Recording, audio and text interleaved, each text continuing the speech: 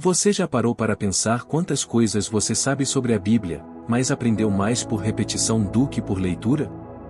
Quantas frases você ouviu em sermões, músicas, aulas e conversas no corredor da igreja, e com o tempo elas ficaram tão familiares que passaram a soar como se fossem versículos? A mente humana funciona assim: aquilo que é repetido ganha peso. Aquilo que é contado com emoção ganha autoridade. E aquilo que vira tradição, às vezes, passa a ocupar o lugar da própria Escritura. Só que existe um problema silencioso nisso. Quando uma ideia se instala como verdade bíblica sem ser bíblica de fato, ela começa a moldar a sua fé por fora, como se colocasse uma lente distorcida nos seus olhos. Você lê o texto, mas enxerga o que a tradição mandou você enxergar. E aí, sem perceber, você não está sendo confrontado pela palavra, você está sendo embalado por versões populares da palavra. E é por isso que este assunto incomoda. Porque, no fundo, todo cristão sincero carrega um desejo: querer seguir a verdade, custe o que custar. Só que a verdade, às vezes, começa derrubando as coisas que a gente achava bonitas. Ela tira o enfeite, corta o excesso, quebra o sempre foi assim, e nos obriga a voltar ao que realmente está escrito. E quanto mais você mergulha de verdade na Bíblia, mais você percebe que a tradição pode ser tanto uma ponte quanto uma parede. Há tradições úteis, que preservam valores e memória. Mas há tradições que viram muletas, e em vez de conduzir ao texto, substituem o texto. O resultado é uma fé com muita frase pronta e pouca raiz. Uma fé que fala bonito, mas não aguenta a tempestade. Uma fé que conhece slogans, mas não conhece o Deus do texto. Então se prepare, porque o que vem agora não é para atacar a fé de ninguém. É para limpar o vidro. É para separar o que é palavra do que é costume. É para devolver profundidade a histórias que foram reduzidas a desenhos, ditados e verdades repetidas sem exame. E talvez, só talvez, você descubra que a Bíblia é mais surpreendente do que a versão que te contaram. O primeiro mito é quase universal, porque está nos filmes, nas ilustrações, nos livros infantis e até nos enfeites de quarto de bebê, a ideia de que Noé levou apenas um casal de cada animal para dentro da arca. A cena é sempre a mesma. Os bichos entram em fila, 2 a 2, tudo organizado, como se fosse um passeio educativo. A arca, quase sempre, parece um barquinho simpático flutuando em águas tranquilas. Só que a narrativa bíblica, quando lida com atenção, é muito mais detalhada e muito mais séria. O dilúvio não foi um evento fofinho. Foi juízo. Foi a resposta de Deus diante de uma humanidade mergulhada em corrupção. A arca não era um brinquedo. Era o meio de preservação de uma linhagem, e ao mesmo tempo o símbolo de que o mundo inteiro estava sendo varrido por consequência do pecado. E dentro desse relato, existe uma informação que muda completamente a imagem popular: Deus não manda Noé levar apenas um par de cada animal de forma simples e uniforme. Há uma distinção. O texto mostra que certos animais deveriam entrar em quantidade maior, e isso não é um detalhe aleatório. Animais considerados puros entram em número superior. Os impuros, em número menor. Isso já derruba a caricatura simplificada e revela algo mais profundo: Deus estava pensando no depois. A arca não era apenas para sobreviver durante o dilúvio, era para recomeçar depois do dilúvio. E recomeçar envolvia mais do que respirar e comer. Envolvia adoração. Envolvia altar. Envolvia culto. Quando você vê que animais puros entram em quantidade maior, você entende que Deus, além de salvar, providência. Ele preserva o que será necessário para o futuro espiritual e prático da família de Noé. Após o dilúvio, há sacrifício. Há gratidão. Há um altar. E para existir altar, precisa existir oferta. A provisão divina aparece escondida nesse detalhe que muita gente ignorou por anos. Isso nos ensina uma lição: quando Deus guia, Ele não guia só para atravessar o presente. Ele guia pensando no que vem depois. O mesmo Deus que livra do juízo é o Deus que sustenta a reconstrução. A salvação não termina quando a água baixa. A salvação continua quando a terra reaparece e você precisa aprender a viver de novo. Esse mito também alimenta uma fé infantilizada da história bíblica. Porque quando o dilúvio vira apenas a história dos animais na arca, a gravidade do juízo e a santidade de Deus ficam apagadas. A narrativa perde seu peso moral. Fica parecendo que o maior problema daquela geração foi que faltou fé, quando o texto fala de violência, corrupção e um mundo que se desfez por dentro. A Bíblia não está contando um conto de fadas. Ela está mostrando o que o pecado faz com a humanidade, e o que a graça faz com aqueles que obedecem. E quando a gente reduz a história 2 a 2, a gente perde a densidade do aviso. Deus é paciente, mas ele não é indiferente. Ao mesmo tempo, ele julga e preserva. Ele fecha a porta para o mundo, mas abre um caminho para os que creem. O segundo mito é daqueles que parecem certeza para muita gente, mas quando você procura no texto, percebe que a afirmação simplesmente não está lá: Maria Madalena era prostituta. Essa ideia foi repetida por séculos, e por isso ela ganhou a força de um fato bíblico. Só que os evangelhos não dizem isso.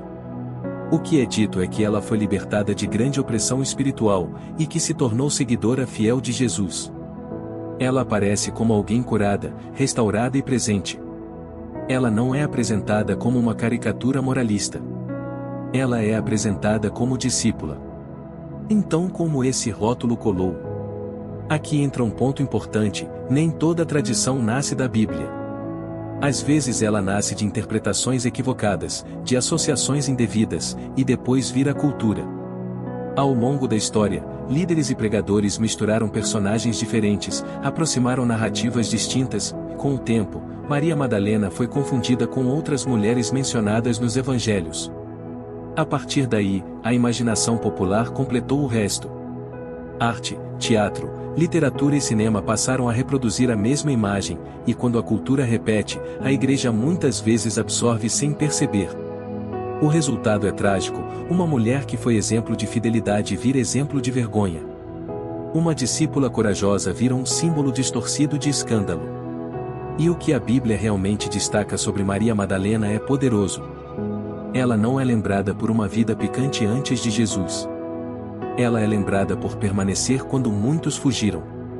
Ela é lembrada por estar perto da cruz, por acompanhar de forma atenta, por ser testemunha em momentos decisivos. E mais, ela é colocada em posição central no anúncio da ressurreição. Isso não é um detalhe pequeno. Em uma cultura que não valorizava o testemunho feminino como deveria, Deus honra uma mulher com uma missão que muda a história. Isso revela o coração do Evangelho: Cristo restaura e chama. Cristo liberta e envia. Cristo levanta aqueles que o mundo subestima e os coloca como portadores de uma notícia eterna. Perceba como esse mito, além de ser uma mentira histórica, serve para diminuir a relevância espiritual de uma mulher. É como se a única forma de torná-la interessante fosse anexar a ela um passado sexualmente escandaloso. Isso revela algo feio sobre o nosso olhar, quando não sabemos lidar com força espiritual, coragem e protagonismo feminino no reino, tentamos reduzir isso a estereótipos. Mas a Escritura não precisa de sensacionalismo para ser poderosa. A vida de Maria Madalena já é forte o suficiente sem rótulos inventados. Ela é o retrato da graça que liberta e da fidelidade que permanece. E se uma figura tão central foi tão distorcida por tradição, quantas outras distorções nós carregamos sem notar? O terceiro mito é provavelmente um dos mais repetidos dentro e fora de igrejas: o dinheiro é a raiz de todos os males. Muitos falam isso com convicção, como se fosse uma sentença direta do apóstolo Paulo, e usam a frase como argumento para tratar todo o recurso material como se fosse algo contaminado. Só que a Bíblia não faz essa afirmação. O texto aponta para outra coisa: o problema não é o dinheiro em si, mas o amor ao dinheiro. A idolatria do dinheiro. O lugar que ele ocupa no coração. A diferença parece pequena, mas é gigantesca. Porque uma coisa é dizer isso é mal por natureza. Outra coisa é dizer isso se torna mal quando você transforma em Deus. Dinheiro é ferramenta. É meio. É recurso. Não tem vontade. Não decide. Não carrega a moralidade própria. Ele apenas potencializa o que já existe no coração humano. Nas mãos de alguém dominado por cobiça, o dinheiro vira corrente. Nas mãos de alguém governado por Deus, o dinheiro vira instrumento de bênção. A Escritura mostra gente rica sendo usada por Deus, e também mostra gente pobre sendo usada por Deus.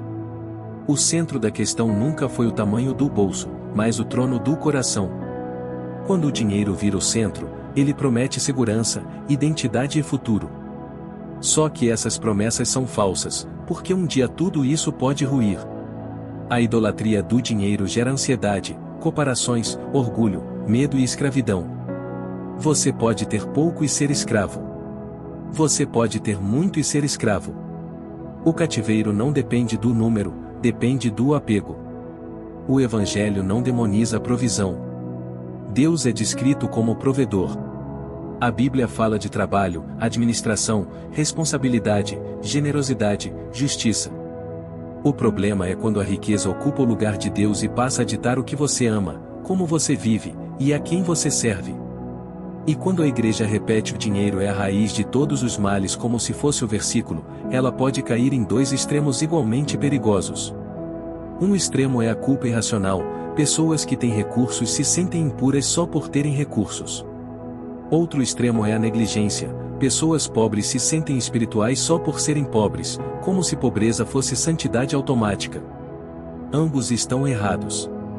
A Escritura nos chama à maturidade, ter sem idolatrar, não ter sem invejar, administrar sem avareza, repartir sem orgulho. E há um antídoto espiritual forte contra o amor ao dinheiro, a generosidade. Generosidade é uma guerra contra a idolatria.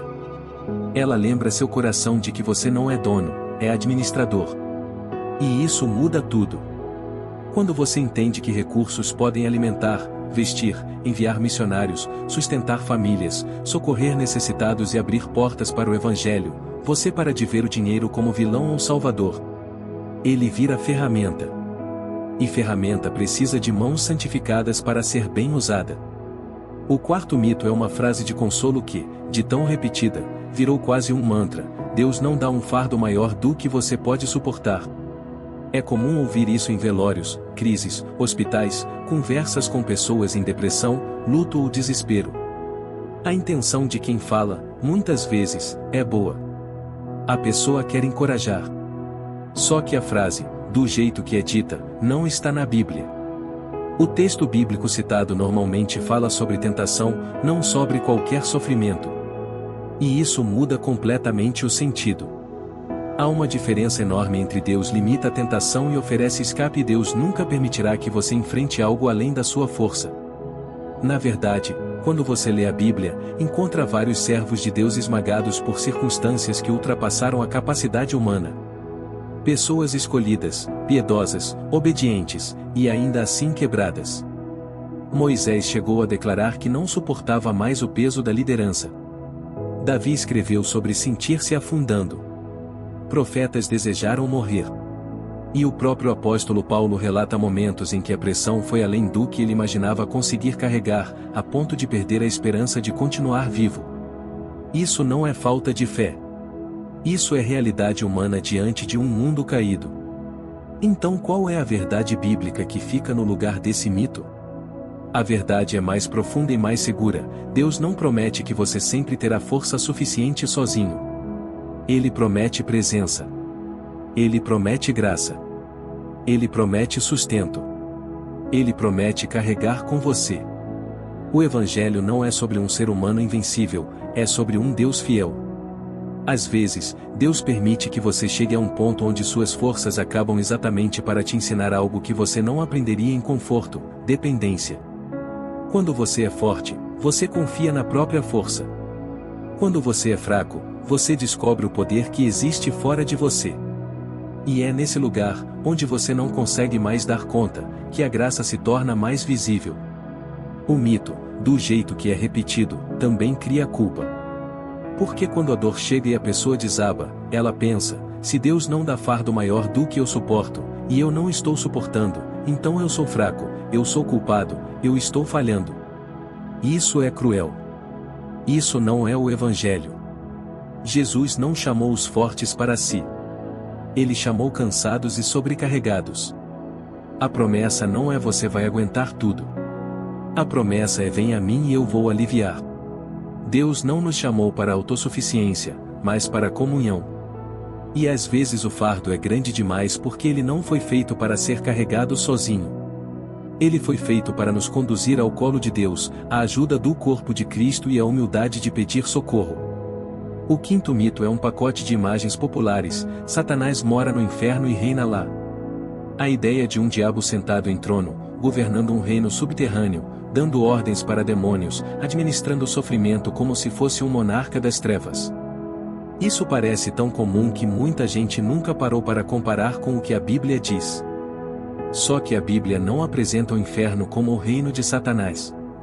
Apresenta o inferno como o destino final dele. Não é o lugar onde ele governa. É o lugar onde ele será punido. Não é o trono dele. É a sentença. Essa correção é importante por dois motivos. Primeiro, porque a imagem do rei do inferno dá a Satanás uma glória falsa, um tipo de majestade sombria que ele não possui.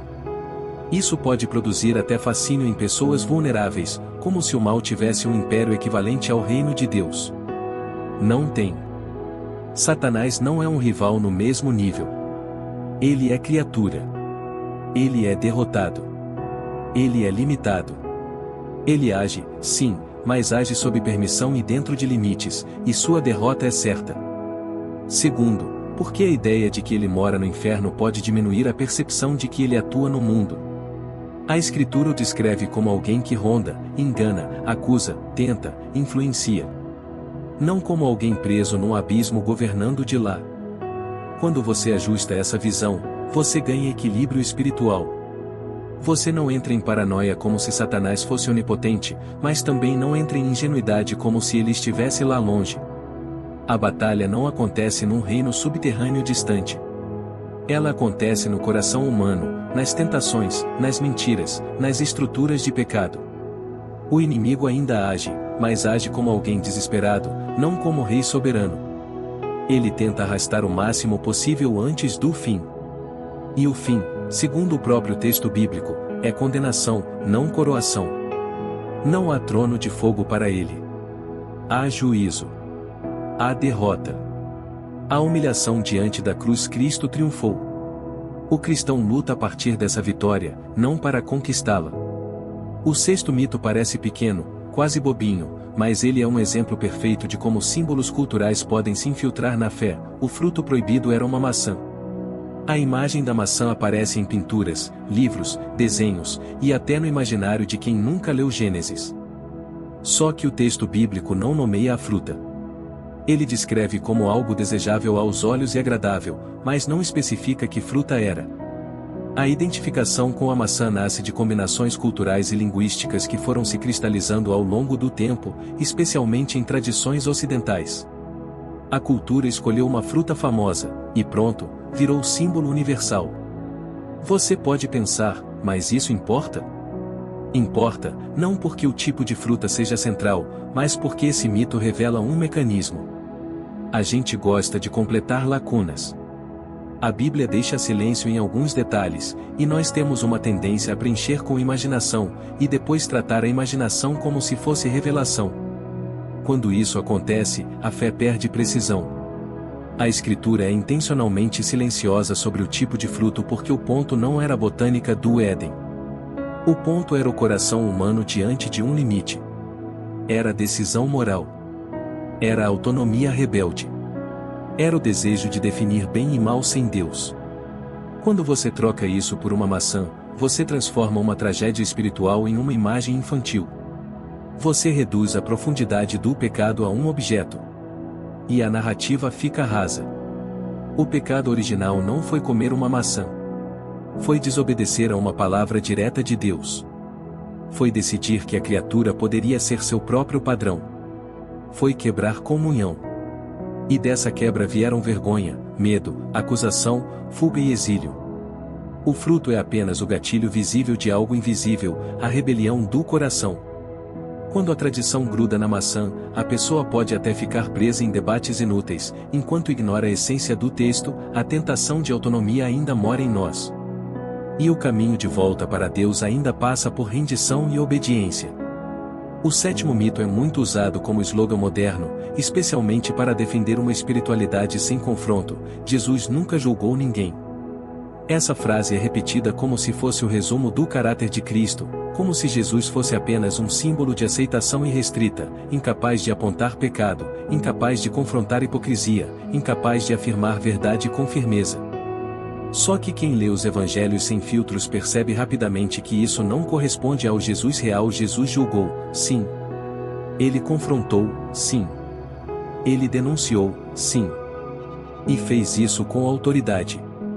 O que ele não fez foi o julgamento hipócrita, arrogante e superficial que os religiosos faziam. Ele condenou o tipo de julgamento que nasce do orgulho. Mas ele exigiu justiça verdadeira. Há passagens em que Jesus fala com dureza contra líderes que usavam a religião como máscara.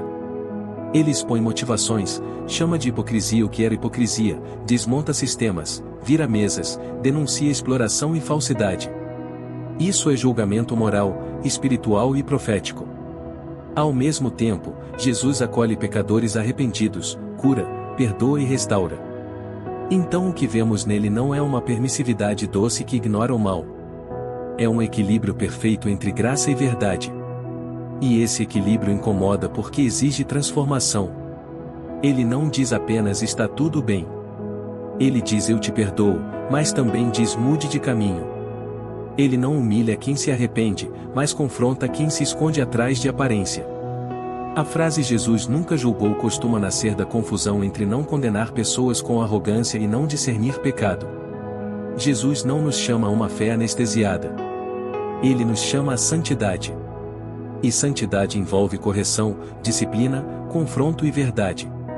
Ignorar isso cria um Cristo moldado à conveniência, um Jesus domesticado para não ferir sensibilidades. Só que o Jesus dos evangelhos não veio para nos deixar confortáveis em nossos pecados. Ele veio para nos libertar deles. Ele não veio para nos aplaudir como estamos. Ele veio para nos refazer. E para refazer, ele precisa revelar rachaduras. Ele precisa iluminar. Ele precisa julgar com justiça. Agora, pense comigo, se tantos mitos se instalaram por repetição, quantas outras certezas a gente carrega sem ter certeza? Quantas frases você já falou achando que era versículo? Quantas ideias você defendeu com convicção, mas nunca confirmou no texto?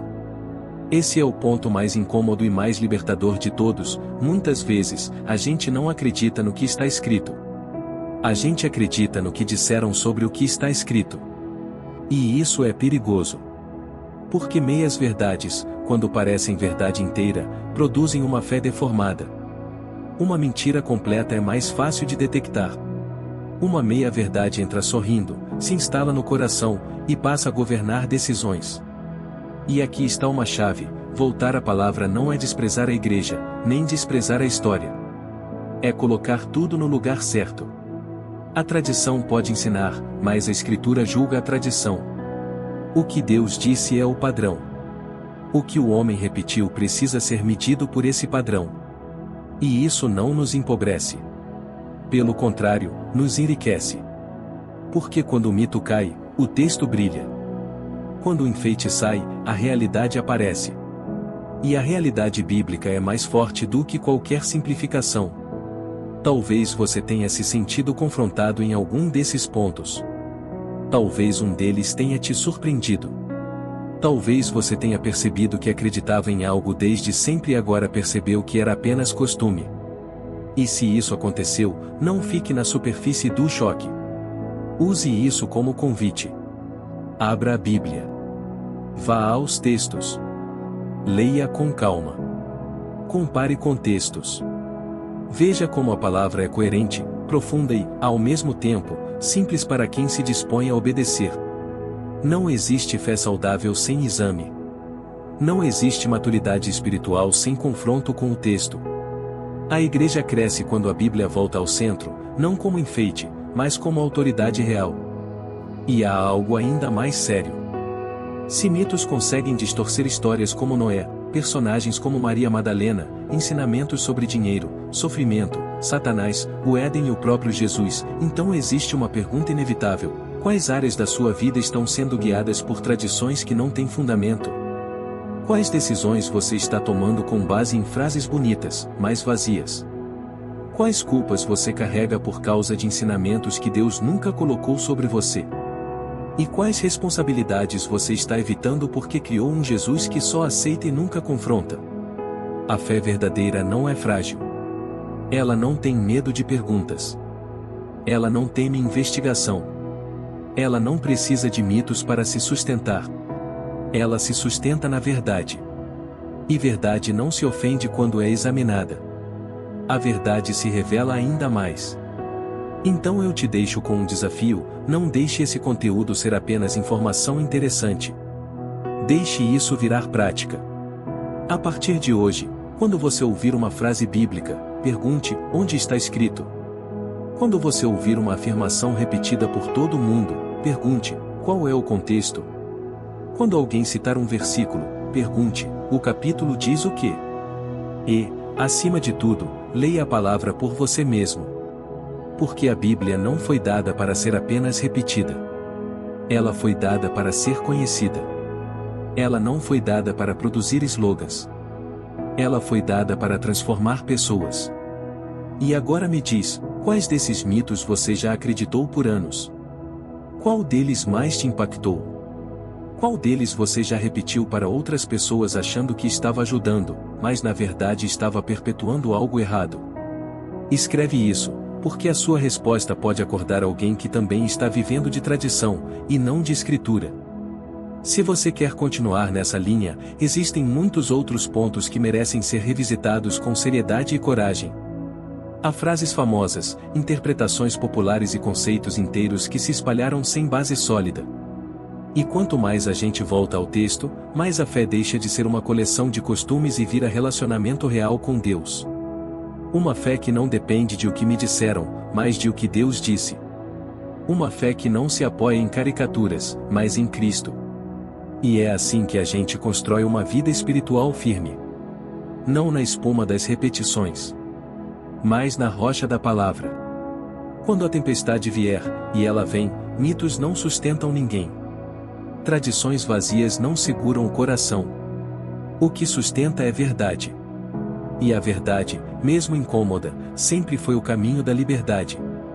Se você chegou até aqui, deixe seu like, se inscreva no canal e compartilhe com seus familiares. Deus te abençoe grandemente, até a próxima.